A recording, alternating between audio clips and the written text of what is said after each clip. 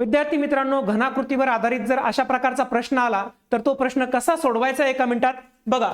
याची स्थिती काय आहे, 1 2 3. अगोदर फोल्डर बरोबर किंवा कुठल्याही अशा छोट्या घनाकृतीवर आपण याची स्थिती लिहून घेऊ शकतो.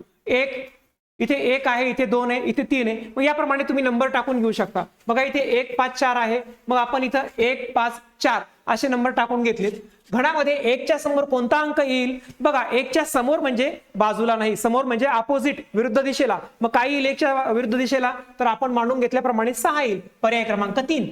घनामध्ये 4 च्या शेजारी कोणता अंक येणार नाही. शेजारी येणार नाही म्हटलंय, हा नाही आणि आहे मध्ये फरक करा. येणार नाही म्हटले. आता 4 जर इथे आहे तर 4 च्या शेजारी कोणता येणार नाही, म्हणजे जो विरुद्ध दिशेला असेल ना तोच येणार नाही. 4 च्या विरुद्ध दिशेला कोण आहे, 3. म्हणून हा 4 च्या शेजारी 3 येणार नाही. घनामध्ये 5 हा अंक कोणत्या अंका शेजारी येणार नाही. 5 हा अंक बघा कुठे, इथे स्थान 5चं इथे.